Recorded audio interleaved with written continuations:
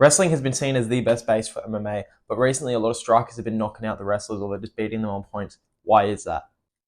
What is going on, guys? It is on the Machete here, professional fighter, and we are going to be talking about why wrestlers are getting beaten by the strikers. So currently, 5 out of the 8 UFC champions are strikers. We've got Sean Strickland, Volkanovski, who you could say is a wrestler, but by the way, he's beaten everyone. He's beaten everyone in the striking. We got Sean O'Malley, we got Alex Pereira, and who's the other one? Leon Edwards. Now, why is that? Well, we're going to go over a few reasons, and one of those reasons is that all fights start standing up. Now, this has always been a thing. It's nothing like crazy new that's kind of come into the sport. But back in the day when MMA was new, a lot of strikers, they either didn't wrestle or they didn't know enough about wrestling, or the quality of wrestling that they were learning wasn't good enough to be able to neutralize a wrestler. Whereas these days, every MMA gym knows a good wrestling defense, or at least most MMA gyms do. And if you're a good striker, you'd be smart to go to a good wrestling takedown defense gym, or just a gym that has good wrestlers in there in general. Like, a lot of the gyms in America end up having that. Bangtan Muay Thai MMA, which where I'm training it now, they've got great wrestling defense. And back in the day, it was kind of like, okay, if I'm a striker, if you don't grab me, I'm good. So I'm just going to kind of keep you away. I'm going to TP you. I'm going to jab you, try to kind of keep you out of my range. But a lot of these wrestlers, man, they can just throw wild shots and they can get into your range and then they can grab you and then you're fucked. But now it's more like, okay, if you grab me, I know kind of how to keep you off. If you do take me to the ground, okay, I'm going to use certain jiu-jitsu techniques, or I'm going to use certain grappling techniques to explode and get my way back up to the feet. So that's the first reason why, is that all fights start standing up, and the level of wrestling in MMA in general has been getting a lot higher.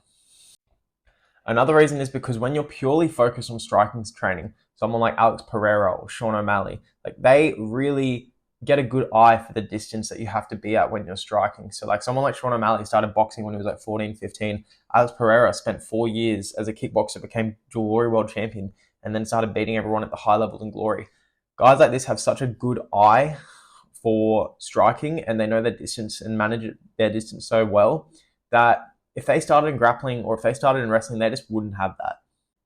Adesanya is a great example of this as well. He had 86 fights between boxing and kickboxing, and during this time, he was still doing jiu-jitsu, he was still learning wrestling, so he kind of learned everything, but his main focus was striking, and he got his distance and his management of distance so good that whenever he came up against a good wrestler, they might be able to take him down, but he's getting back up, and then in his next fight, no one could even take him down. So that's another reason that the strikers are doing so well against the wrestlers these days.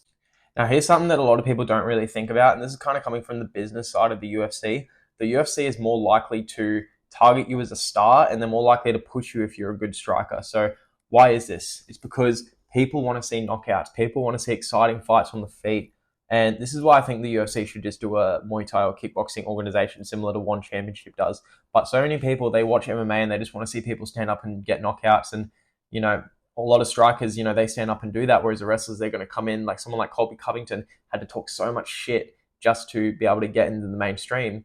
But Colby also has decent enough striking, but his striking isn't very technical. Like you saw in his last fight against Leon Edwards, he kind of shit the bed because Leon's so much better at striking than him. If you're an entertaining striker, someone like Sean O'Malley, Israel Adesanya, Alex Pereira, Conor McGregor, these people have so much more star power just because they're more exciting fights. UFC want to push those people. They're going to be able to create good highlight reels, and UFC just likes that more than they like someone grabbing someone that's taking them down to the round and wrestle fucking them. Another thing that people don't really think about is that when you're a Muay Thai fighter and you come over to MMA, your clinch helps you so much in wrestling. Obviously, there's little details that you got to change, but you've been so close in with people and you've been doing that grappling and you know the concepts of grappling, and basic concepts of grappling and clinch are very similar to the wrestling concepts. It's just little things that you got to change. Like in Muay Thai, you can't get body locked and taken down because that's illegal in Muay Thai. So you got to kind of get used to keeping your hips out a bit further. You got to kind of learn where to place your elbows more. You got to learn to kind of grab a bit more, because obviously in traditional Muay Thai, we don't really teach you to grab in the clinch because you're not going to be wearing MMA gloves. So you got to learn all these little things. If you're fighting One Championship or you're fighting Muay Thai with the little gloves, Muay Extreme, that's probably a better style to transition over to MMA, especially with the clinch. Like the clinch helps so much with wrestling, and I don't think people really think about that. So if you're doing jiu-jitsu and you're doing Muay Thai, like that's such a good base for MMA, because now you've got the clinch in there as well. Now you just got to learn wrestling, and that wrestling is going to kind of help you learn the takedown defense, but you're already going to be so naturally good at wrestling just from doing all that clinch work. You just got to know the differences. And the last reason, and probably the most important reason, is because strikers are training grappling all the time now. Like, we're not back in the olden days, back in the UFC 1, 2, or even UFC 100. Like, back then, people, they weren't training everything all the time. Whereas these days, strikers, even if they're not fighting MMA yet, they're still learning grappling. They're still learning jiu-jitsu. They're still learning wrestling. They're still learning all that stuff.